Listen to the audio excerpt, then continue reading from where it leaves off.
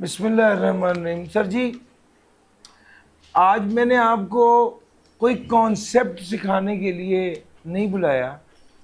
आज का असल मकसद है कि यार जब आप पेपर हल कर लेते हैं ना, उस वक्त बैठ के सोच रहे होते हैं कि यार मुझे पहले वो वाला सवाल करना चाहिए था। एक्चुअल में सवाल को देखकर तो नहीं पता चलता, या सवाल को फौरी तौर पे सिर्फ क्वेश्चन पेपर के वर्के पलट के तो नहीं पता चलता कि कौन सा सवाल पहले करना है। इसकी ना कुछ निशानियां, कुछ बातें हैं, कुछ टिप्स एंड ट्रिक्स हैं जो मैंने आपके साथ शेयर करने। जब आपके हाथ में पहले पेपर आपके हाथ में आया है, तो आपने क्या करना है, कैसे प्लान करना है, कैसे फुल पेपर को अटेम्प्ट करना है, ये एक आर्ट है। मेरा मानना है कि वो बच्चा, यानी मेरे हमारे पास रूटीन में इस तरह के लोग आते हैं, वो कहते हैं यार सर मैंने इसको पढ़ाया था, ये पास हो गया, मैं फेल हो गया। बहुत रेगुलर ऐसे होते हैं। अच्छा, वो जो पास हुआ है उससे भी नहीं पता कि मेरे पास क्या एक्स्ट्रा बात थी जो इसके पास नहीं थी, जो ये फेल हो गया। असल में ना कुछ चीजें समझा नहीं पाते, कोई कुछ अंदाजा नहीं होता। एक बंदा है, उसने पेपर को बहुत अच्छे से प्लान कर लिया है। एक बंदा है जो पेपर में पैनिक नहीं हुआ, तसल्ली से 4 नंबर की एडजस्टमेंट नहीं आती थी, 16 में से उसने 13 ले लिए। अब दोनों बच्चे, उन दोनों को 4-4 नंबर की एडजस्टमेंट नहीं आती थी। एक बच्चा पैनिक हो गए, 16 में से उसने 8 लिए, और एक बच्चा कॉन्फिडेंट रहा है, असाब मजबूत थे, नर्व्स उसके स्ट्रॉन्ग थे, उसने 16 में से 13 ले लिए। वो पास हो गया, वो फेल हो गया। वो बैठ के अब दोनों परेशान है, और जिसने पढ़ाया वो इस बात से कम परेशान है कि वो फेल हुआ, इस बात से ज़्यादा परेशान है कि ये पास हो गया। ठीक हो गया। ये एक नेचुरल बात है। हिडन कहीं ना कहीं कुछ बातें होती हैं। पेपर जब आपके हाथ में है, उस वक्त अपने नर्व्स पे कंट्रोल रखना जरूरी है, इंपॉर्टेंट है।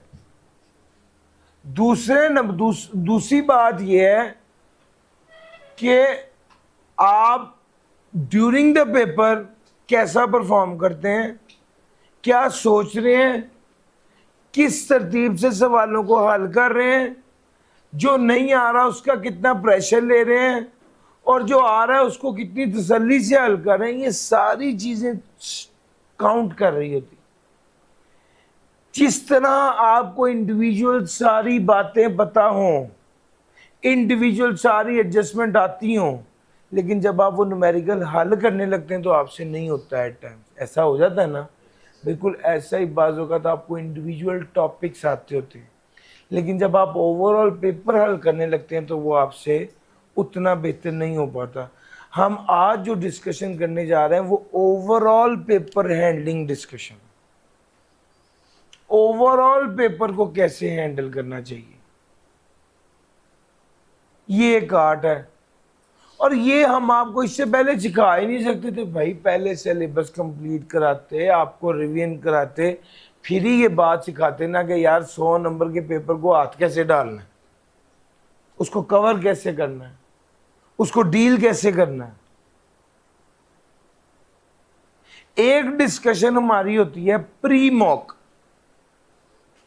आज की डिस्कशन ऑफिशियली एक सेकंड लास्ट डिस्कशन है जो कर रहा हूं आपके साथ कि यार अब पेपर को कैसे पकड़ना चाहिए। इसके बाद मॉक होगा, तो बजाय इसके कि मॉक के बाद मैं आपको सिखाता कि पेपर कैसे हैंडल करना है, मैं आपको अभी सिखा रहा हूं ना, ताकि आप मॉक में उसको अप्लाई करें। और अप्लाई करने के बाद मॉक के फौरी बाद एक डिस्कशन होती है कि हाँ क्या किया, कहां पर मसला आया, और पेपर में अब कैसे करना। यार मेरा पॉइंट समझ आ रहा है। ये सारी टारगेटेड बातें इसलिए की जा रही हैं ताकि आप लोग टाइमली हर चीज को सीख लें। और जो मॉक के बाद की डिस्कशन होती है वो हमारी फाइनल डिस्कशन होती है कि यार ये सिखाया था, ऐसा किया नहीं किया, कहां पर प्रॉब्लम आई, क्यों है। जब आपके हाथ में पेपर आएगा तो सबसे पहले आप पेपर खोलेंगे और वन बाय वन देखना शुरू करेंगे। सबसे पहला सफ़ा आपने खोला, ये देखते साथ ही आपको पता चल गया कि ये तो बिजनेस का न्यूमेरिकल है, एमएमपी है, सोल प्रोप्राइटरशिप है। समझ आ गई, ये एओपी का सवाल नहीं है बल्कि बिजनेस का न्यूमेरिकल। दूसरा जाफर एसोसिएट एओपी है। अच्छा जी, दूसरा सवाल एओपी का आ गया। तीसरा आसिद है, सैलरी है। अब आप देखें, पहले ही दो सफ़ों पर 7 और 11, 18 और 18 36, 1/3 पेपर तो ये आपके सामने आ गया, इनकम टैक्स। उसके बाद ये question number 3, consider each of the following independent situation. अच्छा जी, ये अभी मैं इनिशियल मेरे हाथ में पेपर आया है, मैं आपको बिल्कुल पहले पहले 1-2 मिनट में क्या करना है वो बता रहा हूँ। तो मैं सिर्फ एक आइडिया ले रहा हूँ। अच्छा, मेरे जहन में ये आ रहा है कि ये परमानेंट इस्टेब्लिशमेंट है या नहीं। अच्छा, ये उसका सवाल है। फिर ईच ऑफ द अबव कैसी पब्लिक या प्राइवेट कंपनी है या नहीं है, ये उसका सवाल है।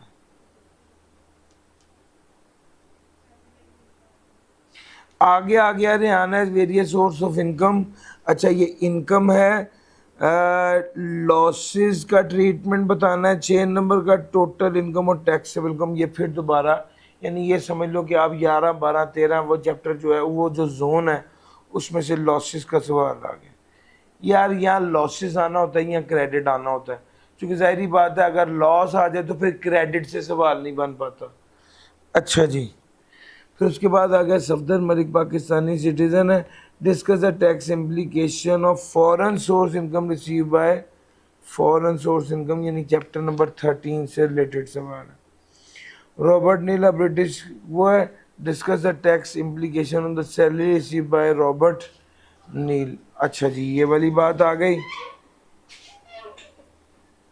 फिर उसके बाद आ गया assume that the day to day resident individual है owned by the following property, own कर रहा है, properties है। under the provision discuss the tax treatment of each of the above properties। अच्छा, ये जो प्रॉपर्टीज वाला सीन होता है ना, ये असल में वो कैपिटल गेन है जो होल्डिंग ऑफ द प्रॉपर्टी आपको सिखाया हुआ है। ये तो जनाब आ गया। अगर एक्टिव टैक्स बिल लिस्ट में शामिल है तो क्या होगा, नहीं शामिल है तो क्या होगा, कैलकुलेशन रिक्वायर्ड नहीं है। टेक्निकली ये भी कैपिटल गेन इनकम टैक्स से ही सवाल आया हुआ। अच्छा, उसके बाद ये 6 नंबर का सेल्स टैक्स का सवाल आ गया। अच्छे, छठा सवाल है 15 मार्क्स का। उसके बाद आ गया Ali enterprises sold taxable goods. अच्छा, ये अब हमारा सवाल आ गया sales tax. Jelly Enterprises who discuss the action commissioner under the course of action। Sir, ये सेल्स टैक्स रजिस्ट्रेशन है और सेल्स टैक्स रजिस्टर्ड पर्सन की बात है। ये आ गया briefly discuss the broad principle governing the levy of tax और briefly describe the pillars of tax administration that protects taxpayer। Low sir, ये broad principle of levy of tax आ गए और पहले और तीसरे में से सवाल आ गए। ये हमारा चैप्टर कंप्लीट हो गया। जैसे ही मैंने ये मोटा मोटा अभी पहले 2-3 मिनट में मैंने आपके साथ ये एक आइडिया बनाया कि यार पेपर आया कहाँ से। अच्छा, इस आइडिया बनाते हुए कुछ होते हैं जो आपको नजर आए थे कि यार ये तो बिल्कुल हलवा है। जैसे मुझे लगा कि सबसे पहले तो ये 7 नंबर पकड़ने चाहिए। पिलर्स ऑफ टैक्स एडमिनिस्ट्रेशन भी सीधा सीधा है। मैं हूं तो मैं सबसे पहले ये वाला सवाल करूंगा। 7 नंबर आ गए 2 से 3 मिनट में, सबसे पहले ये वाला सवाल करूंगा। फिर उसके बाद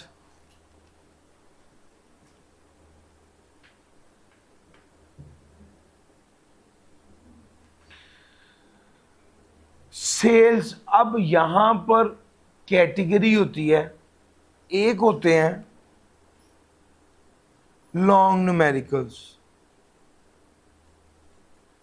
एक कैटेगरी है, एक होते हैं शॉर्ट क्वेश्चंस, और एक होती है प्योर क्रैमिंग। मेरे मुताबिक सबसे पहले आपको प्योर क्रैमिंग वाले सवाल जो आते हैं ये करने चाहिए। प्योर क्रैमिंग वाले सवाल करने चाहिए।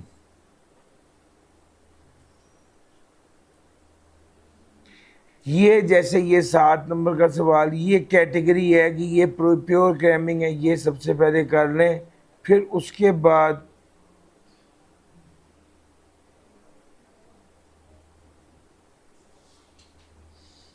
सारा कॉन्सेप्ट है। देखो पेपर के अंदर कितना रट्टा है। मेरे मुताबिक अगर प्योर रट्टे की बात करें तो वो सिर्फ ये 7 नंबर और ये ऊपर का 7 का B, Jelly enterprise sales tax register. अच्छा जी, ये प्योर क्रैमिंग वाला कर लिया। उसके बाद क्वेश्चन नंबर 7 है। क्वेश्चन नंबर 7 में part B, Jelly enterprise sales tax register person fail to file return.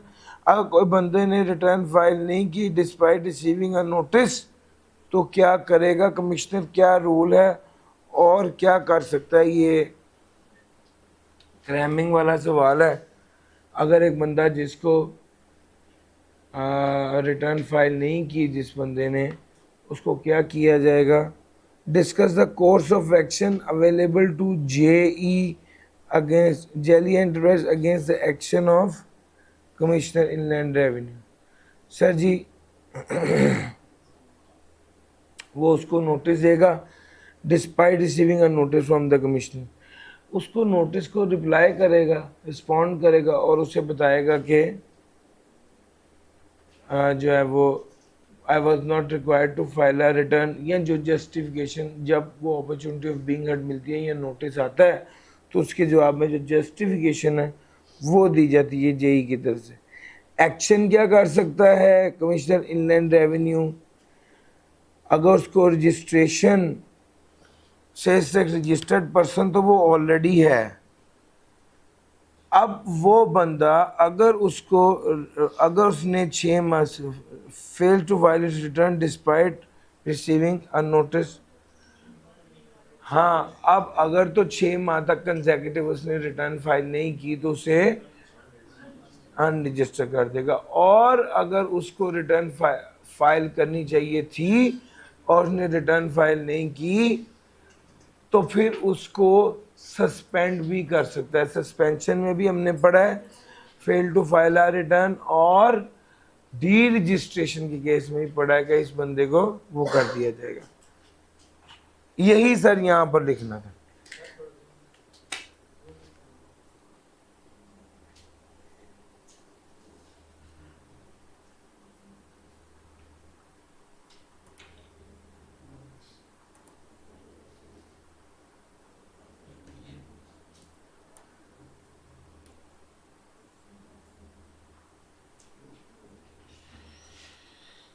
अच्छा जी, कुछ बेहतर हो गया।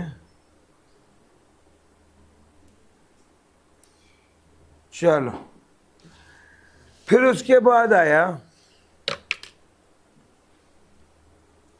ये वाली बातें आपने लिख देनी थी क्वेश्चन नंबर 7। क्वेश्चन नंबर 7 भी मेरे मुताबिक एक आसान सवाल की कैटेगरी में फॉल करता है कि जिसको आपने सिर्फ अप्लाई ही करना था, जिसको सिर्फ अप्लाई ही करना था।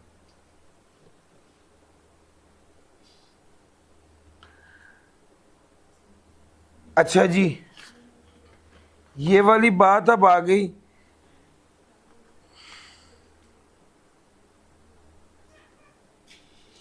इसमें अगर fail to file a return वाली बात हो उसमें एक पॉइंट बेस्ट जजमेंट असेसमेंट का भी आ जाता है, जो हमने पढ़ा हुआ कि भाई अगर आपको कहा था रिटर्न फाइल करने और आपने रिटर्न फाइल नहीं की तो आपको बेस्ट जजमेंट असेसमेंट दी जाएगी। क्वेश्चन नंबर 7 ए की बात करने लगा हूँ। Ali enterprise registered person sold taxable goods worth 16 million to Bali enterprise on 15 February 2025।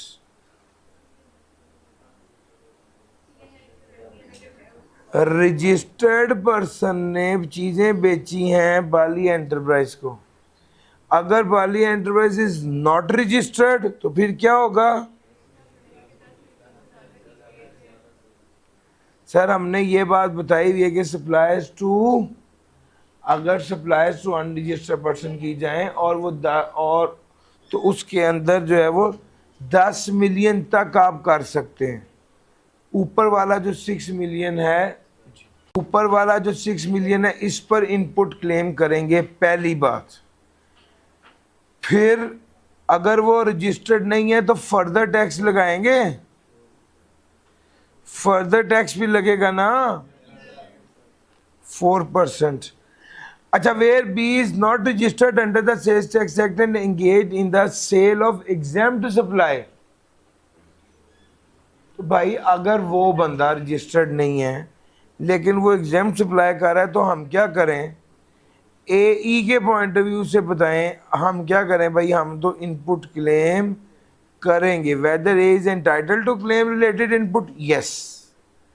Sir मैं एक बंदे को बेच रहा हूं चीज, वो आगे एग्जाम्प्ट बेच रहा है, मैं टैक्सेबल बेच रहा हूं तो मैं तो इनपुट क्लेम। मैं कागज बेचा है मिस्टर ए को, मिस्टर ए आगे कुरान पाक बना के बेची जा रहा है तो मैंने तो कागज बेचा, मैंने तो उससे सेल्स टैक्स लेना है, yes. Where BE is registered under the sales tax act and engage exclusively in the sale of third casual item। जी सर इनपुट तो आपने क्लेम करना ही करना है। किस पर करना है? रिटेल प्राइस पर।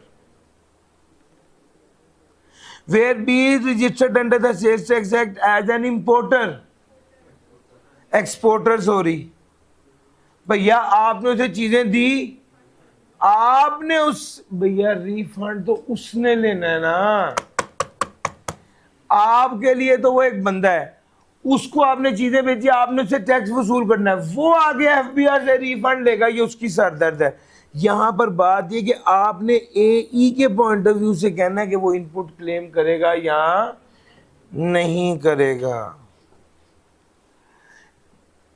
बीई इज अ रिटेलर, अगर वो रिटेलर है तो देखना पड़ेगा वो बड़े वाला रिटेलर है या छोटे वाला रिटेलर है।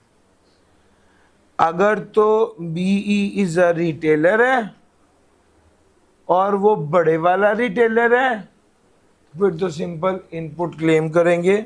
अगर वो बड़े वाला रिटेलर है, कुछ ऐसे रिटेलर होते हैं जो बिजली के बिल के जरिए सेल्स टैक्स पे करते हैं, पढ़ाया हुआ है ना, तो भैया अगर तो वो बिजली के बिल के जरिए सेल्स टैक्स पे कर रहा है तो इसका मतलब है वो छोटे वाला रिटेलर है। और अगर वो अनरजिस्टर्ड है, अगर वो अनरजिस्टर्ड है तो फिर क्या करेंगे?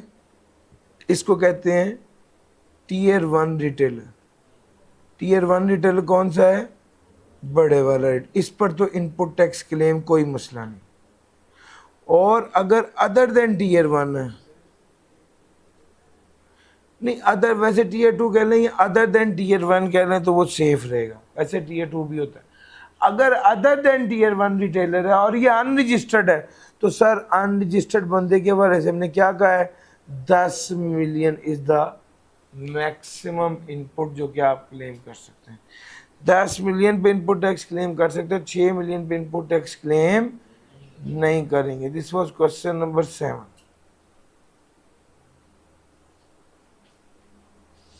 अच्छा जी, मैं अगर हूं तो मैं इसके बाद ये सेल्स टैक्स वाले सवाल, सेल्स टैक्स असल में पक्का याद भी किया होता है, आता भी होता है नॉर्मली। इसके बारे में ये होता है कि यार मैं ये तो कर सकता हूँ, ये तो मैं हैंडल कर ही सकता हूँ। सबसे पहले ये वाला सवाल किया, उसके बाद सेल्स टैक्स वाला सवाल, सेल्स टैक्स का थ्योरेटिकल पार्ट कर लिया। अच्छा जी, अब मैं आगे चलता हूँ और अब अगली बात करता हूँ क्वेश्चन नंबर 5।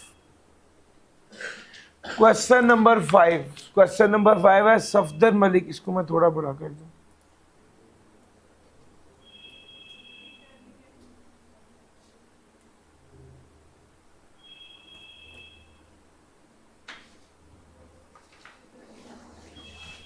क्वेश्चन नंबर 5 है, Safdar Malik, a Pakistani citizen, return to Pakistan on 20 December 2023 after residing in UAE for 7 years.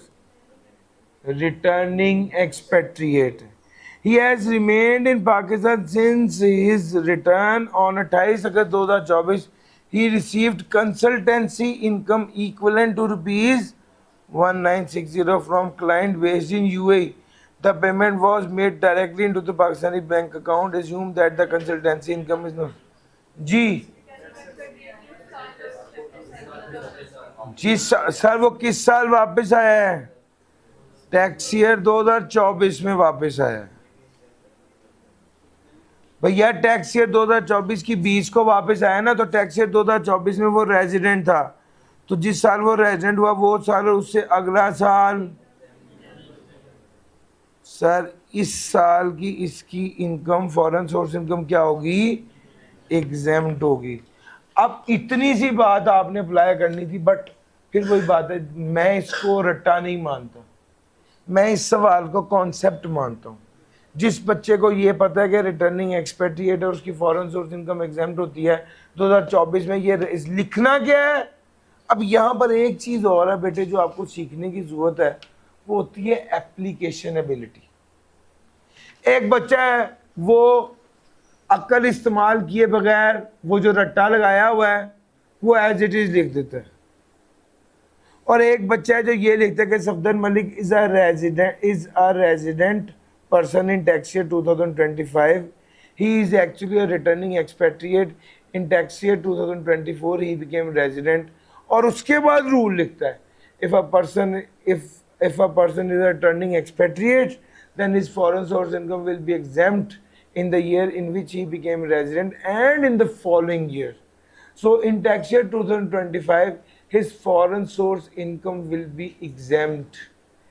ये बात आपने लिखनी है, इसको कहते हैं अप्लाई करना।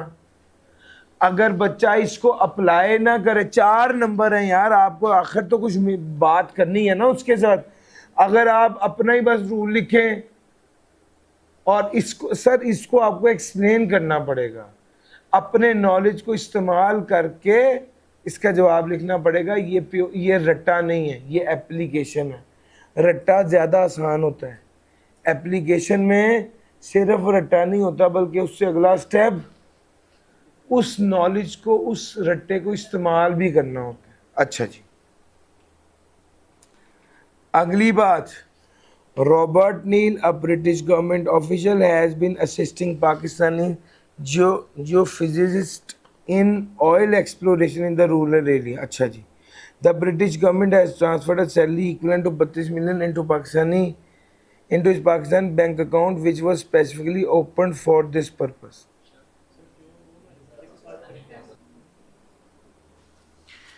ये काम कहाँ कर रहा है? अब ब्रिटिश गवर्नमेंट ऑफिशियल है, has been assisting Pakistan in oil in rural area of Rojina for the past. The British government has transferred a salary of equivalent to 32 million.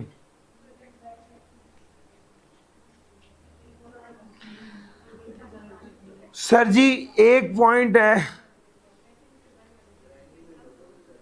Sir जी, अच्छा मेरी बात सुनिए, यहाँ पर एक चीज़ और है, ज़रा उसको भी डिस्कस करना पड़ेगा। एक पॉइंट तो ये है कि ये नौकरी पाकिस्तान में कर रहा है या नौकरी ब्रिटिश में कर रहा है। और सर जी एक पॉइंट यहाँ पर देखना पड़ेगा, जो एक चीज़ हमने मेजर डिस्कशन में नहीं डिस्कस की, ये सरकारी मुलाजिम है गवर्नमेंट का।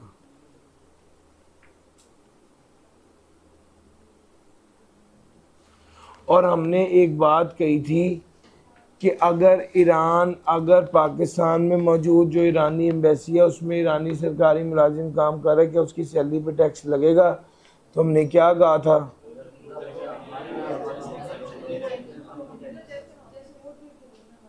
जैसे वो में करेंगे। अच्छा आमतौर पे ये होता है कि हम उनके सरकारी मुलाजिम की इनकम पे टैक्स नहीं लगाते और वो हमारे सरकारी मुलाजिम की इनकम पे टैक्स नहीं लगाते। चूँकि ये गवर्नमेंट ऑफिशियल था, गवर्नमेंट ऑफिशियल के केस में वो वाला रूल अप्लाई होना था। फेडरल गवर्नमेंट के मुलाजिम वाला रूल अप्लाई होना था। तो भाई ये गवर्नमेंट ऑफिशियल था और ये वाला रूल इसमें अप्लाई होना था। अगर इस रूल की बात करें तो वो तो कहता है वो तो क्या होगा, एग्जेम्प्ट हो। सर जी part C, for the purpose of this part assume that the day today is 31 August 2025। Sohail, a resident individual, owned the following properties: an office building with a fair market value of 30 million, an open plot with a fair market value of 26 million. The plot was allotted by the federal government to an ex-army officer who later sold it to Sohail. An agricultural land with an annexed farmhouse having a fair market value of 70 million for the land and 26 million for the farmhouse. The land is cultivated by Sohail ji. Office building है 30 million की। अच्छा अब अगर office building 30 million की है तो क्या होगा जी, अगर तो ये बिजनेस के लिए इस्तेमाल कर रहा है ना, तो फिर तो इस पे 1% वाला रूल अप्लाई नहीं होगा। ओपन प्लॉट है 26 मिलियन का, ये प्लॉट इसको अलॉट किया था फेडरल गवर्नमेंट ने, ये ओरिजिनल अलॉटी नहीं है, ये ओरिजिनल अलॉटी नहीं है सर जी। द प्लॉट इस पर 1% वाला रूल अप्लाई होगा, ठीक हो गया। Agricultural land was annex, sir जी जितनी एग्रीकल्चरल लैंड है ना उस पर तो वो तो एग्जाम्प्ट है, उस पर तो कोई मसला नहीं। लेकिन जो फार्म हाउस है ना, जो फार्म हाउस है उस पर टैक्स लगेगा, लेकिन फार्म हाउस की शर्त भी होती है। सर जी कितना एरिया कहा हुआ है, covered area of 2000 square yards और covered area of 2000 square yards है, और वहां पर ड्वेलिंग जो रहने की जगह है वो कितनी है 5000 स्क्वायर फीट। अगर वो इतनी जगह है उस पर ये वाला रूल अप्लाई होगा और ये होगा। ये सारी बातें तब हैं जब वो एक्टिव टैक्स पेयर लिस्ट में शामिल है। अगर वो एक्टिव टैक्स पेयर लिस्ट में शामिल ना होता, अगर वो एक्टिव टैक्स पेयर लिस्ट में शामिल ना हो तो इस पर टैक्स लगेगा, केस 1 में भी, केस 2 में भी, केस 3 में भी, सारे केसेस में इस पे टैक्स लगेगा। अगर एक्टिव टैक्स पेयर लिस्ट में ना हो तो इसकी सारी प्रॉपर्टीज पर टैक्स लगेगा। अगर एक्टिव टैक्स पेयर लिस्ट में होता तो मैंने आपको ये सारी बात बता दी, पहले केस में ना लगता, दूसरे केस में लगता और तीसरे केस में ना लगता। एग्रीकल्चर पे तो नहीं लगना ना। अच्छा अगर वो एक्टिव टैक्स पेयर लिस्ट की बात करें, सर अगर वो एक्टिव टैक्स पेयर लिस्ट में शामिल नहीं है तो हमने उसकी एक्सेप्शंस भी पढ़ी हुई हैं कि वो 25 मिलियन वाली लिमिट भी अप्लाई नहीं होती, और वो सारी उसने यही कहा है कि भाई अगर एक्टिव टैक्स पेयर लिस्ट में नहीं है तो ये घरचे वो बिजनेस से कमा रहे हैं लेकिन उस पर टैक्स लगेगा। अगर एक्टिव टैक्स पेयर लिस्ट में शामिल नहीं है तो फिर सारी प्रॉपर्टीज पे टैक्स लगेगा। अच्छा जनाब ये तो हमारा क्वेश्चन था, क्वेश्चन नंबर 5।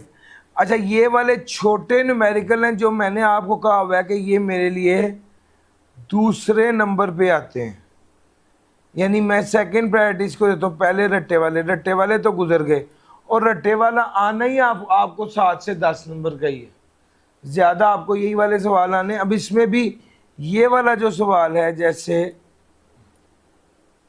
ये वाला सवाल अभी हम डिस्कस करेंगे, क्वेश्चन नंबर 3। क्वेश्चन नंबर 3 पे आ जाइए। Consider each of the following independent cases. Alpha Limited, incorporated in Singapore, has established a branch office in Karachi to import and sell its product. Sir वो कहता है permanent establishment है या नहीं है? भैया आप चीजें इंपोर्ट कर रहे हैं और बेच रहे हैं तो परमानेंट एस्टेब्लिशमेंट है। बीटा लिमिटेड मिडल ईस्ट में है, इसने लाइजन ऑफिस लाहौर में बनाया हुआ है जो सिर्फ परचेज करता है, पढ़ाया हुआ है। अगर सिर्फ परचेज करना हो तो गैमा लिमिटेड चाइना में इनकॉर्पोरेटेड है, कंसल्टेंसी प्रोवाइड कर रहे हैं पाकिस्तान में एम्प्लॉयज के जरिए। सर जी अगर खुद सर्विस प्रोवाइड कर रहे हो, एम्प्लॉय के जरिए कर रहे हो या कॉन्ट्रैक्टर के जरिए कर रहे हो, वो बंदा रेजिडेंट पर्सन होता है, परमानेंट एस्टेब्लिशमेंट होती है। सर केस 3 भी परमानेंट एस्टेब्लिशमेंट है, केस 1 भी परमानेंट एस्टेब्लिशमेंट है, केस 2 नहीं है। Delta limited applied for D listing from Pakistan stock exchange on 1 January 2025 and was officially D listed on 28 फरवरी 2025। जी ये पब्लिक है या प्राइवेट है? सर जी 30 जून तक उसे लिस्टेड होना चाहिए था ना, तो सर ये तो प्राइवेट कंपनी होगी। Zeta limited is an unlisted public company under the Companies Act, 49% Chinese company के पास है और ओन्ड बाय सजी 49 से तो काम नहीं ना बनता, 50% या उससे ज्यादा होना चाहिए। ETA limited incorporated on 1 January 2025 है, 30% of its share held by federal government, 20% by Punjab government. Sir जी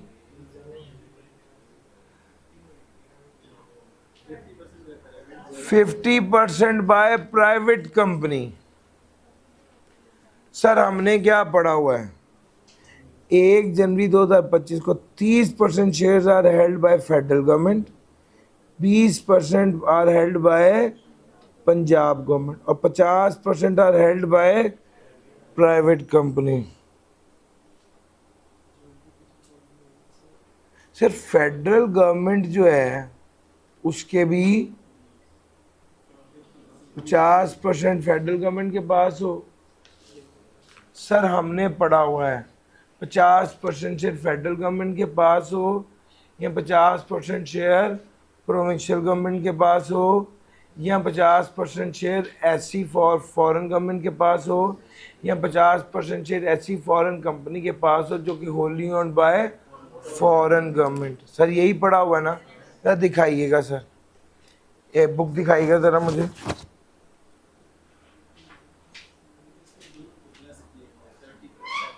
जी सर इसी की ही बात हम करने लगे हैं कि भाई मैं आपको यही बात ही बताने लगा हूँ। असल में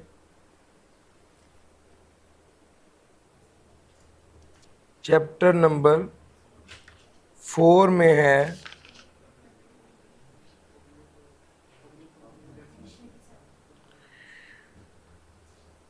50% more shares are held by federal and provincial government। अच्छा फेडरल और प्रोविंशियल गवर्नमेंट यानी फेडरेशन और प्रोविंस मिला के दोनों अगर 50% है तो वो भी पब्लिक कंपनी की डेफिनेशन में फॉल कर जाएंगे। 30 और 20 ये दोनों मिलाएं तो कितने बन गए? 50%। इस बेस पर उसने कहा कि ये पब्लिक कंपनी है। Federal provincial government 50%। जी एक ही लाइन में उसने ये दोनों बातें कही, कोई एक शर्त भी पूरी हो जाए। 30% जो है वो पाकिस्तान गवर्नमेंट और 20% पंजाब गवर्नमेंट, उस बेस पर टोटल कितना हो गया सर जी? 50% या उससे ज़्यादा, नॉट लेस देन का मतलब है 50 से कम ना हो, 50 या उससे ज़्यादा हो, 50 या उससे ज़्यादा हो। सर जी क्वेश्चन नंबर 3, अब मेरे मुताबिक इस पेपर में क्वेश्चन नंबर 3 को आपको पहले करना चाहिए। अभी बड़े बड़े सवाल नहीं कर रहे, अभी सिर्फ छोटे छोटे सवाल ही किए हैं। आपने क्वेश्चन 8 कर लिया, क्वेश्चन 7 कर लिया, क्वेश्चन 5 कर लिया, क्वेश्चन 3 कर लिया। और ये करने से आप मेरे मुताबिक तकरीबन जितना आपको आता हो, आप 45 टू 50 मिनट्स में तकरीबन ये 31 नंबर का पेपर कर चुके होंगे। 4 और 4 8 ये है, और ये 12 20 हो गए।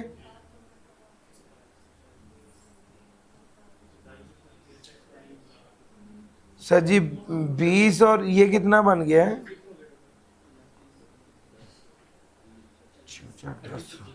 36, तकरीबन 36 मार्क्स का पेपर आप 45 टू 50 मिनट्स में कर चुके होंगे। इस सवालों पे टाइम कम लगता है।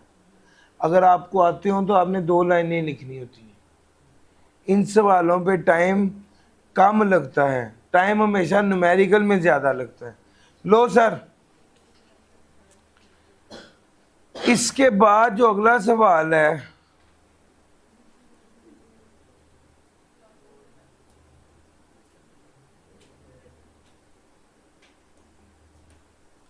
Rehan has various sources of income and has gathered the following information relating to tax year 2025।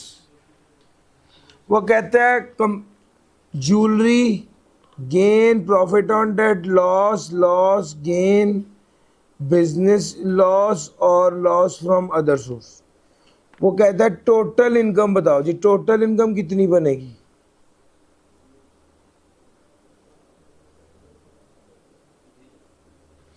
यार टोटल इनकम में तो हर तरह की इनकम शामिल कर लेनी है ना जी। बताइएगा टोटल इनकम कितनी है? इसका टोटल कर लें, 0 बनता है सर। टोटल इनकम तो नील हो गई। उसके बाद हम बात करते हैं, briefly explain your treatment of the loss in part 1 including the set off and the carry forward of an unutilised losses. जी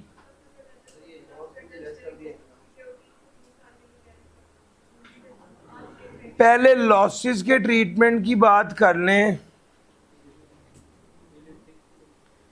अच्छा, अगर आप टैक्स, उसने कहा टैक्सेबल इनकम बताएं, अगर टैक्सेबल इनकम की बात करें तो सर जाहिर बात है एनटीआर इनकम को लैदा कर लो। Gain on sale of jewellery ये भी एनटीआर है।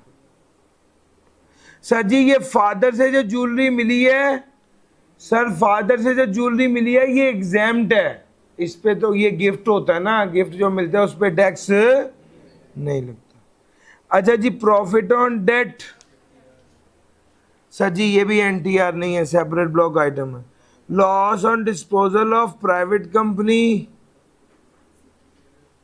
और loss on disposal of share of public company.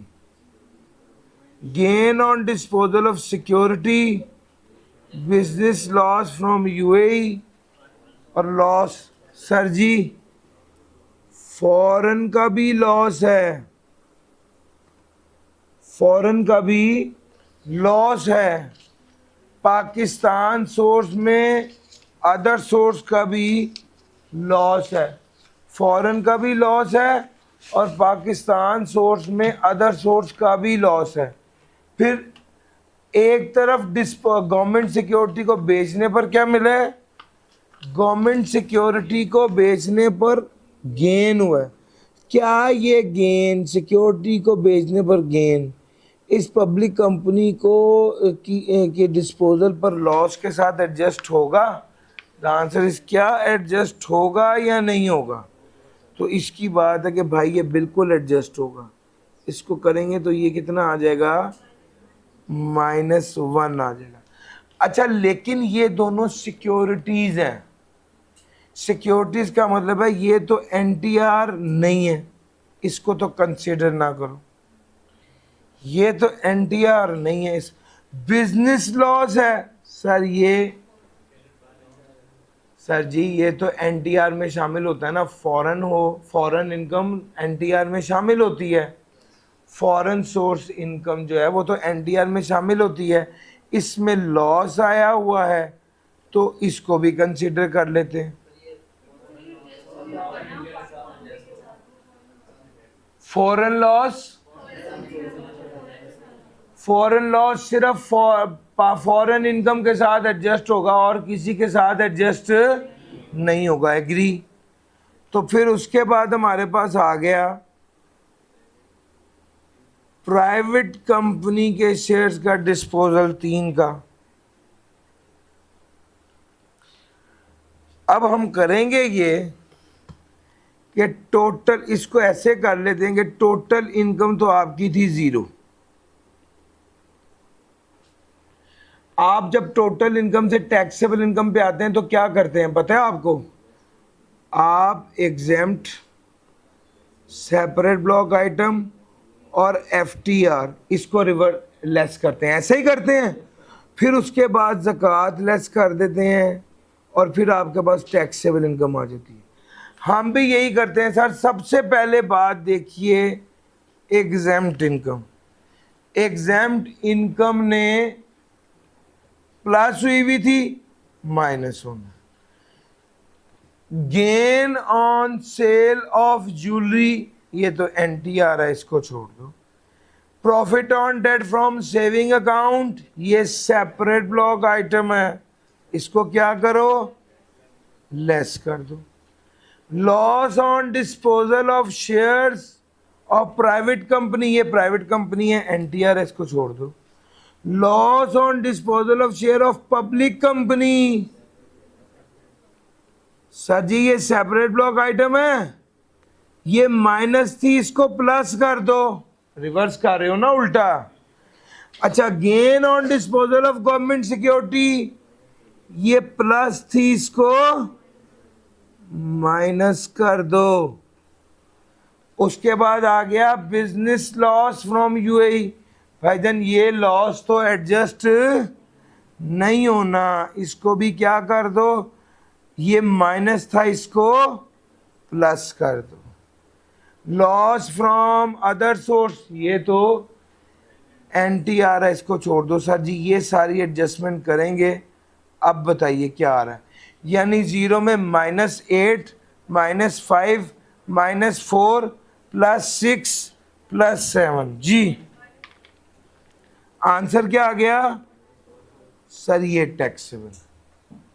Sir जी आप क्या करते हैं, आप टोटल इनकम निकालते हैं और उसके बाद exempt, FTR, separate block item और लास्ट में डिडक्टेबल अलाउंस, ये सब लेस कर देते हैं तो टैक्सेबल इनकम आ जाती है। जहां पर लॉस होगा वहां पर उल्टा प्लस कर देंगे। और सर ऐसे ही आपने करना होता है, यही यहां पर भी किया। अच्छा अब वो कहता है ट्रीटमेंट बताओ, ट्रीटमेंट क्या होगा? जब वो ट्रीटमेंट की बात करता है तो हम थोड़ा सा इसको मजीद देख लेते हैं। हमने ट्रीटमेंट की बात करनी है, यस। सबसे पहले ट्रीटमेंट सिर्फ लॉसेस का है, जाहिर बात है, गेन का तो कुछ नहीं, लॉस का। फॉरेन सोर्स लॉस है, ये तो फॉरेन सोर्स इनकम के साथ एडजस्ट होगा और किसी के साथ एडजस्ट नहीं होगा। लो कैरेट फॉरवर्ड, उसने कहा ट्रीटमेंट सेट ऑफ बताओ और कैरेट फॉरवर्ड बताओ। सेट ऑफ होगा फॉरेन सोर्स के साथ, नहीं तो कैरेट फॉरवर्ड हो जाएगा कितने अरसे के लिए। लो जी ये एक बात तो खत्म हो गई।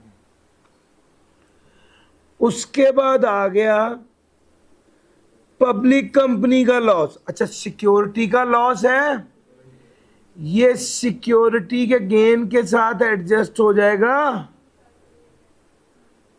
और जो बाकी -1 है ये कैरेट फॉरवर्ड हो जाएगा 3 साल के लिए।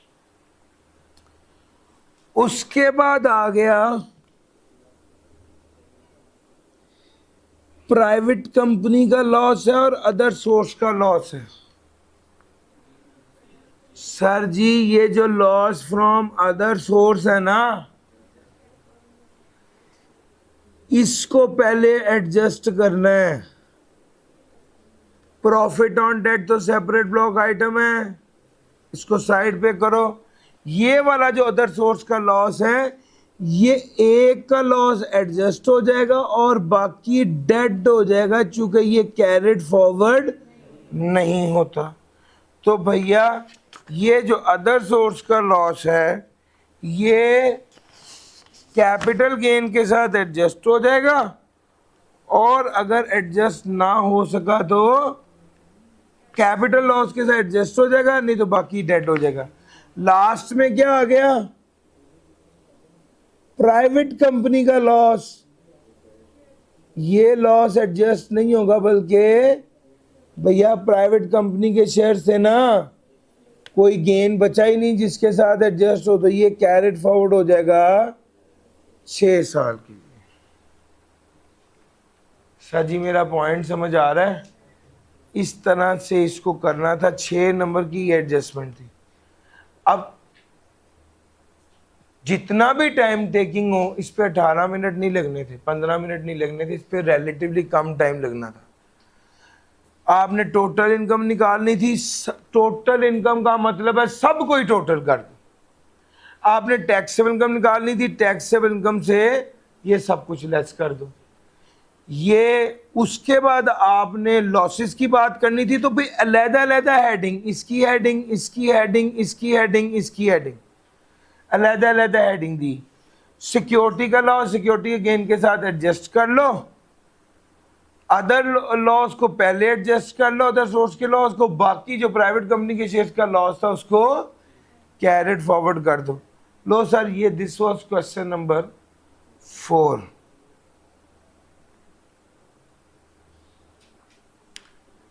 सर जी सारे सब अच्छा। अब जब आपने ये कर लिया, इसके बाद अब आपने गौर किया कि सारे बड़े बड़े न्यूमेरिकल्स रह गए।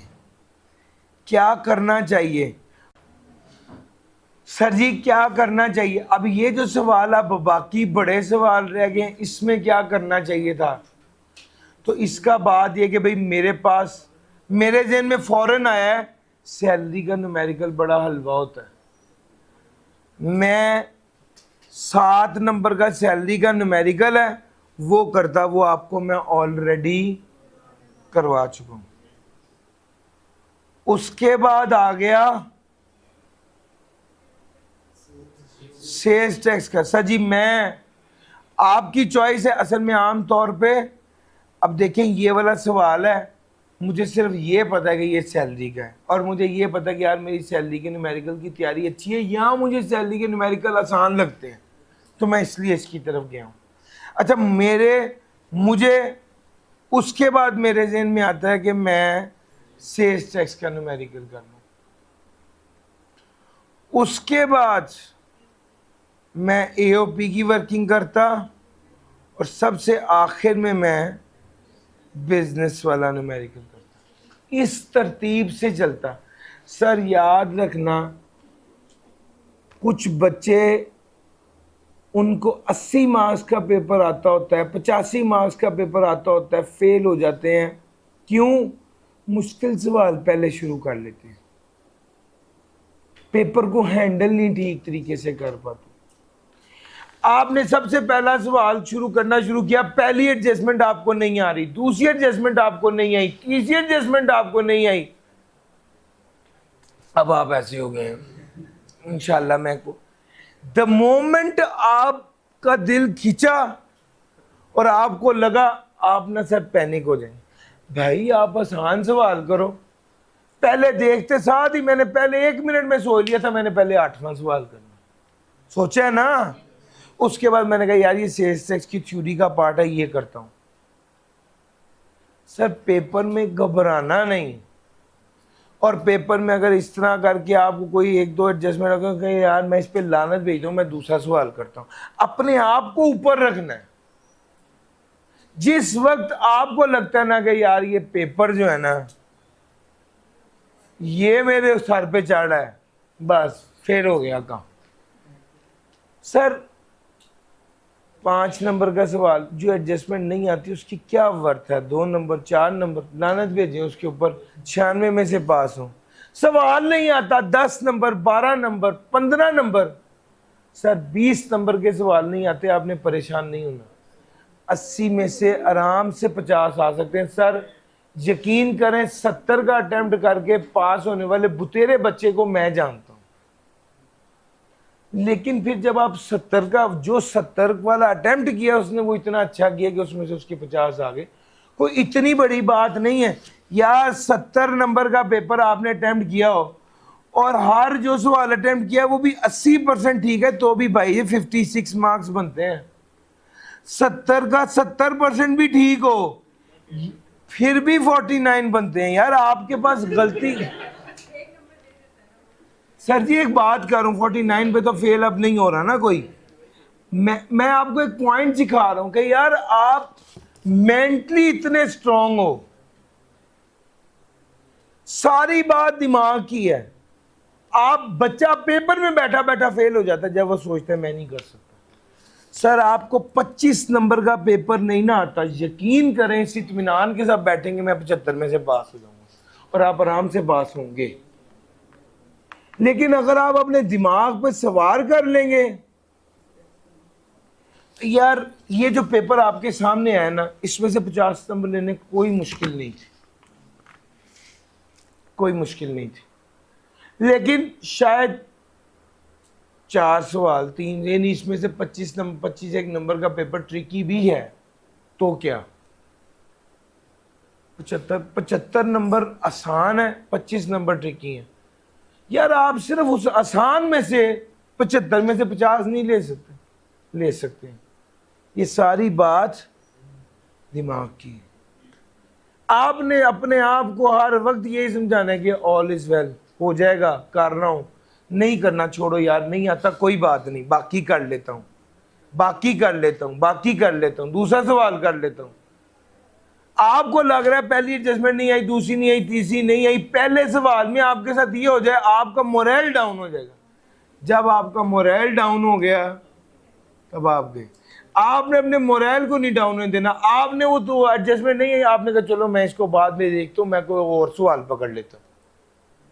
सर समझ आ रही है?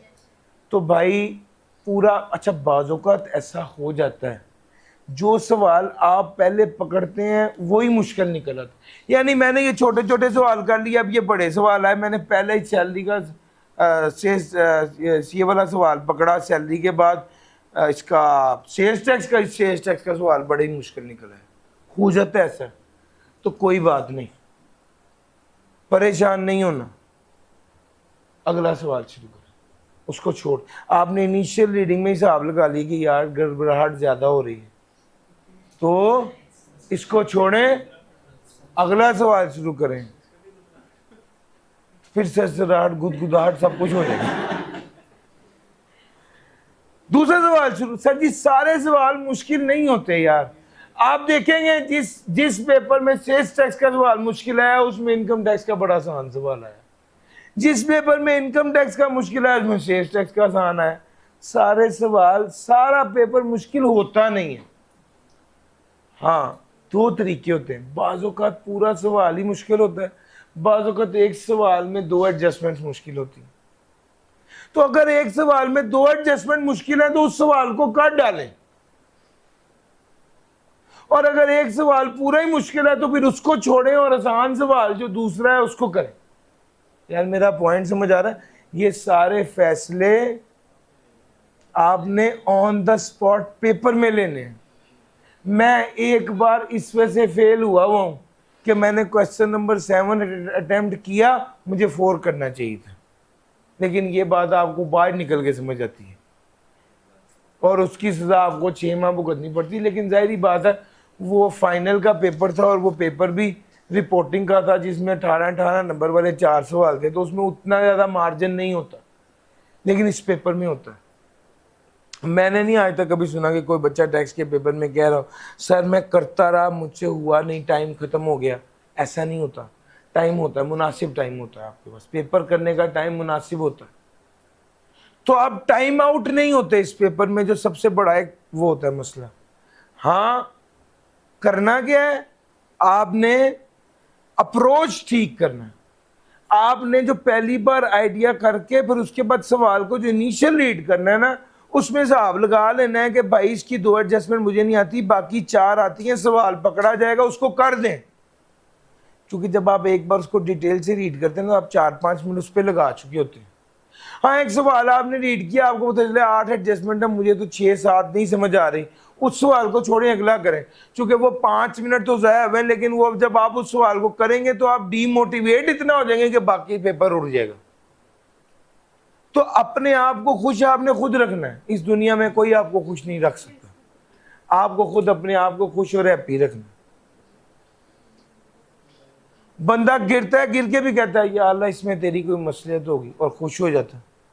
वो बंदा नहीं भी गिरता, खुशबाज भी होता है, तब भी कहता है यार मेरी किस्मत ही खराब है। ये बंदे ने खुद सोचना है। आपने अपने आप को पेपर में तैयार रखना है, एक्टिव रखना है, मेक श्योर करना है कि आप डिटेल से हर पहलू को देखें और पहली रीडिंग में एक निचोड़ निकाल लें कि यार मैंने इसका क्या करना। पॉइंट समझ आ रहा है? सबसे पहले जो इनिशियली आपके पास पहले 15 मिनट आने हैं, उसके पहले 2-3 मिनट में तो आपने टॉपिक सीख लिए कहाँ से पेपर है। फिर उसके बाद आपने जो आसान सीधे सीधे सवाल थे, मैं एक्सपेक्ट कर रहा हूँ शायद अगली बार थ्योरी तकरीबन को 15-20 नंबर की आएगी। हाँ, 15 नंबर एक्सपेक्ट कर रहा हूँ मैं, जो क्रैमिंग वाले आएंगे 15 नंबर टाइप, वो तो आपने पहले ही मार्क कर लेना कि यार ये मैंने पहले करना है। फिर उसके बाद छोटे छोटे सवाल पकड़े, वो करना शुरू करें। छोटे सवाल का फ़ायदा ही होता है कि हाँ या ना जो भी होना है जल्दी हो जाता है। क्योंकि वो 18 नंबर का सवाल 20 मिनट बाद समझ आती कि नहीं होना। ये 4 नंबर सवाल की 1 मिनट में समझ आ जाती है कि ये होना या नहीं होना। बंदा करता है, उसको करता है। 2 पार्ट्स हैं, 3 पार्ट्स हैं, जो भी है आप उसको अटेम्प्ट करेंगे और लगे रहेंगे तो पेपर में से इंशाल्लाह 50 नंबर निकल आते हैं एक एवरेज तैयार बच्चे के, अगर वो उस पेपर करते वक्त अक्ल के साथ और होशियारी के साथ एक्टिव होके कॉन्फिडेंट होके पेपर करता है। मैंने ऐसे बच्चे देखे जो कहते हैं ऐसी की तैसी आ जाए जो पेपर आना है, और ऐसे भी देखे पता नहीं क्या हो जाएगा, पता नहीं क्या हो जाएगा। दोनों बच्चे पेपर में बैठते हैं। एक बंदा पेपर में बैठ के कब कपाता ही रहता है और एक बंदा कहता है देख लेते हैं क्या होता है। वो सब मैंने खा जाएगा, मैं भी पढ़ के आया 6 महीना, मैं कोई सब्जी तो नहीं बेची, मैंने भी पढ़ा। सर समझ आ रही? तो भाई ये सिर्फ आपका इनर कॉन्फिडेंस है। आपने अपने आप को उस पॉइंट पर लाना है कि यार लाए, यार जो भी सवाल लाए, हमने भी इतने पास पेपर किए, देख लेते हैं क्या होता है। जो बच्चा इस अप्रोच से आता है वो भी कोई किंग नहीं होता, या उसने भी कोई नींद डाल देनी होती, लेकिन उसका फ्रेम ऑफ माइंड ऐसा है कि देख लेते हैं क्या होता, कर लेंगे, लड़ेंगे। और यार कम से कम ये तो सोचना ना कि लड़ेंगे, ये सोचेंगे यार अल्लाह ताला माफ़ कर दे, या अल्लाह पता नहीं क्या होगा, आई कैब वाले मुझे वैसे ही पास कर दें। आप ये सोचेंगे यार देखिए मेरे मुताबिक जिस बच्चे ने 6 माह क्लासेस ली हैं, जिसने पढ़ा है, जिसने मेहनत की है, जिसने एक मुनासिब एवरेज तैयारी की है, वो लड़ने के लिए तैयार है। उसको पेपर के सामने बैठना है और उसको सवाल करने हैं। मैं आपको बताऊं, अभी मैं आपको एक नया पेपर दे दूं तो आप इस वक्त भी लड़ने को तैयार हैं। अभी आपने उसको पॉलिश करना है, 1 बार 2 बार उसको रवा करना है, स्मूथ करना है। असल गेम कर दी हुई है, सर समझ आ रही? वो सर चीज़ें आपने करनी है। यही हमारी बेसिकली आज की डिस्कशन का टारगेट था कि आप लोगों के साथ ये बात करें। एक चीज़ जो मैं चाहता हूँ या मेरे दिल में है कि वो हो जाए, वो है कि यार इससे पिछले अटैम्प्ट का पेपर एक बार उसको देखें और वो करें। आप में से कितने बच्चे यार बात सुने, स्प्रिंग 25 का पेपर ना प्रिंट करा लें।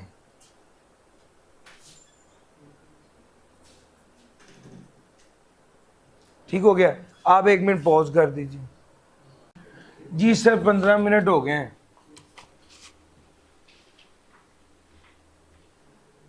सिर्फ अब इस पेपर को मैंने डिस्कस नहीं करना, मैंने सिर्फ आपको अप्रोच डिस्कस करनी है। मैं आपको ये बात भी कहूँगा कि आपने अगर इस पर 15 मिनट लगा के हिसाब लगा लिए क्या क्या कैसे कैसे करने हैं, मेरे कहने पर अगर ये 2 पेपर आप कर लें जो मैंने आज करवाया वो और ये, सर आप पेपर से घबराएंगे नहीं, आपको पेपर में कुछ टेढ़ा मेढ़ा तंग नहीं करेगा, क्योंकि आपको ये समझ आ जाएगी कि यार इसके अंदर 50-60 नंबर इजी छुपे हुए हैं जो मैंने निकालने हैं। बस ये चीज़ कहने से नहीं समझ आती, ये करने से समझ आती है। सर पेपर जब मेरे सामने आया मैंने कहा यार मैं तो सोच रहा था कि पहले को बड़ा न्यूमेरिकल होगा, ये तो छोटा सा सवाल है। अच्छा चलो एक ये सैलरी का सवाल आ गया, ये तो रेजिडेंट नॉन रेजिडेंट है, ये तो आसान है 4 नंबर का। वेल्थ स्टेटमेंट है, ये भी आसान है। ये मुख्तलिफ एडजस्टमेंट्स हैं उसका सवाल है। फिर क्वेश्चन नंबर 4 आ गया, ये प्रॉपर्टी का सवाल है, other source property. Question number 5 देखा, ये तो फुल फ्लेज सवाल है बिजनेस का। क्वेश्चन नंबर 6 देखा, 19 और 20, 40 तो ये खड़े हैं। और उसके बाद क्वेश्चन नंबर 7, रिक्वायरमेंट से रिटर्न फाइल की ना फाइल करेंगे तो क्या होगा, पावर ऑफ कमिश्नर क्या है, फिर वसीम सन्स। और ये क्वेश्चन नंबर 8, फिर वही बात है कि ये क्वेश्चन नंबर 8 को देख के मेरे दिल में है कि सबसे पहले तो ये 4 और 4 8 नंबर तो पकड़े, ठीक हो गया। फिर आपके पास क्वेश्चन नंबर 7 का पार्ट ए जो है ये भी सिंपल सवाल है, कमिश्नर के पास रिटर्न फाइलिंग के हवाले से क्या पावर्स मौजूद हैं, अथॉरिटी मौजूद हैं जी। Debit note credit note issue होना है उसकी बात है। फिर उसके बाद क्वेश्चन नंबर 6 भी अभी छोड़ें, 5 भी छोड़ें। क्वेश्चन नंबर 1 जो है ना, 2 सबसे पहले और फिर उसके बाद 1 सैलरी वाला है। सैलरी वाले से फिर भी दिल में उम्मीद होती है कि क्या क्या ही पूछ लिया होगा उसने, चलो बंदा इसको कर लेता है। 1 और 2 कर लिया। वेल्थ स्टेटमेंट आनी चाहिए। वेल्थ स्टेटमेंट का ये सवाल बड़ा ही आसान होता है, होता बहुत आसान है। अगर हो भी तो एक आध एडजस्टमेंट कोई होएगी, 7 में से 6 लेना तो इसमें कभी भी मुश्किल नहीं होता। फिर अच्छा इसको मैं देखता हूँ बाद में। क्वेश्चन नंबर 4 जो है ये जो है वो Pakistan source income, foreign source income, ये वाला सवाल है और 13 नंबर का सवाल है। पहले ये करेंगे, फिर उसके बाद आऊँगा मैं क्वेश्चन नंबर 3 की तरफ, फिर उसके बाद आऊँगा क्वेश्चन नंबर, अब यहाँ पर मेरा यहाँ पे ट्रेड ऑफ है, 5वां या छठा, चूँकि 5वां बिजनेस का है। अगर मेरी बिजनेस पे ग्रिप अच्छी है तो 5वां सवाल बेहतर है, और अगर मेरी सेल्स टैक्स पे ग्रिप अच्छी है वैसे तो ये वाला बेहतर है। ये ऑन द स्पॉट आपने सोचना होता है, दोनों की वेटेज बराबर है। ऑल दो मेरे मुताबिक, अच्छा वैसे मेरे मुताबिक बिजनेस, अगर मैं होता तो मैं बिजनेस का सवाल पहले करता, क्योंकि सरमाया वाला भी कल तो की है। ये ऐसे इस तरतीब से सर, ये कैलकुलेशन जो आप पहले 2-4-5 मिनट में निकाल लेते हैं, मैं आपको कह रहा हूँ बात यहाँ पर ख़त्म नहीं हो रही। मेरे मुताबिक ये 2 पेपर आपको पूरे हल करने हैं बिफोर मॉक। अगर आज ही करें तो ज़्यादा आसान, इसलिए कि पेपर तो आपने पढ़ ही लिया है, इसको हल करें, कोई मसला नहीं है। मैं असल में आपको एक चीज़ सिखाना चाहता हूँ जो बताने से आपको समझ नहीं आ रही। या जब आप पेपर हल करते हैं ना तो उसके अंदर छुपे हुए 50 नंबर आपको मिल जाते हैं, होते हैं। अब ये मुझे लगता है जो पिछले अटेम्प्ट का पेपर था उससे ज्यादा ट्रिकी ये पेपर है। पिछले अटेम्प्ट का पेपर रिलेटिवली सीधा, बड़े बड़े 2-3 सवाल, इसमें ये समझ ही नहीं आ रही कि कौन सा सवाल शुरू करें। हर सवाल 10, 12, 13 दरमियाने लेवल का सवाल है। कोई 3-3, 4-4 पार्ट, 3-3, 4-4 नंबर के पार्ट ही नहीं है। और इसमें रिजल्ट बुरा था काफी इस पेपर में। और उससे अगली अटेम्प्ट आसान आई है। मैं इस अटेम्प्ट को, इस लेवल की अटेम्प्ट देख रहा हूं सर। देखें, मैं फिर कहता हूं, आपको मेरी बात नहीं समझ आएगी, लेकिन जब आप ये पेपर पूरा हल करेंगे तो आप ये बात मानेंगे कि यार 50 नंबर इसके अंदर इजी छुपे हुए थे। बाज़ औक़ात वो 50 नंबर 3-4 आसान सवालों की सूरत में होते हैं, उसको कैच करना आसान होता है। और बाज़ औक़ात ये 50 नंबर हर सवाल के अंदर 4-4 नंबर आसान होते हैं, उसको पकड़ना मुश्किल होता है कि 8 सवाल हैं और हर सवाल में 4 से 5 नंबर आसान है, जिसको फिर आपको सारे सवाल अटेम्प्ट करके उसमें से 50 जोड़ने पड़ते हैं। यार मेरा पॉइंट पिक कर रहे हो। पिछली अटेम्प्ट का सेल्स टैक्स का सवाल हलवा था 15 नंबर का, ये इसने दिया भी 20 नंबर का, सवाल भी जो है ना वो करारा सवाल है। तो भाई ऐसा होता है। सिखाना क्या चाहता हूं, एक बार पूरा पेपर हल करें, ये वाला भी और वो वाला भी। ये 2 पेपर आप हल कर लें, अव्वल तो इंशाल्लाह इन 2 पेपर्स में से ही 30 नंबर का पेपर आपके पेपर में आएगा। ये भी आपको बता, 20 से 30 मार्क्स का पेपर इसी पैटर्न पे, इसी तरीके का होगा। पहली बात। दूसरी बात, आपको कॉन्फिडेंस आ जाएगा, यार ये तो डुएबल है, हो सकता है। अब अगला सवाल है कि सर अभी तो मेरी पूरी तैयारी नहीं है, तो फिर क्या करूं? हाँ, आपकी पूरी तैयारी नहीं है, एक सवाल पकड़ें, हल करें, सॉल्यूशन देखें, दूसरा सवाल सॉल्यूशन देखें, ठीक करें, अगला सवाल पकड़ें, हल करें, सॉल्यूशन देखें, ठीक करें। यकीन करें 100 नंबर के पेपर में आप हैरान हो जाएंगे कि इतना ज्यादा डाटा पूछा होता है और इतना ज्यादा सीखने को होता है। क्या आप ये वाला पेपर हल करेंगे ना, आप कहेंगे इसने तो यार पूरे सिलेबस को कोटा लगाकर मुझसे पूछा हुआ था, इतना कुछ पूछा हुआ है इस, और आप बहुत कुछ सीख रहे होंगे। यानी आप इस पेपर में कम से कम 50 बातें सीखेंगे, 50। और अगर अगली अटेम्प्ट के पेपर में 30 से 35 बातें वो सीखेंगे। तो यार अगर आप एग्जाम लेवल की, एग्जाम वाली 80 बातें अभी सीखेंगे, उसके बाद मॉक में अपीयर होंगे तो उसमें भी सीखेंगे, और इंशाल्लाह उसके बाद पेपर में अपीयर होंगे तो कर जाएंगे पेपर। सर हम अपने तौर पे मैंने अपने तौर पे पूरी कोशिश की कि अच्छे तरीके से आप लोगों को गाइड करूं, जो मैक्सिमम हो सकता है वो करूं।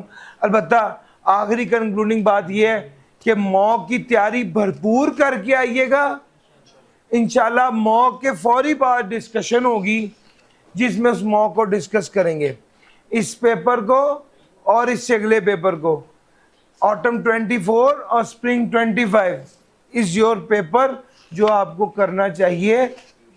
मॉक इसके साथ सॉल्यूशन भी है, वो तो आई कैप में भी है, किताब में हर टॉपिक के साथ भी है, ठीक है, अपडेटेड सॉल्यूशन।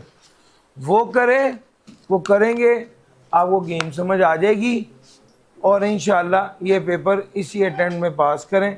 मेरी दुआएं आपके साथ हैं। Till the date of exam मैं आप लोगों के लिए अवेलेबल हूँ व्हाट्सएप पर, और जब ये क्लास ख़त्म हो रही है तो मेरे पास तो मज़ीद टाइम भी आ गया है आप लोगों के लिए अवेलेबल होने का। आप लोग उसके अलावा कोई भी ज़्यादा डिस्कशन करनी है, आप मुझसे व्हाट्सएप पर टाइम ले लें, कॉल करके पूछ सकते हैं।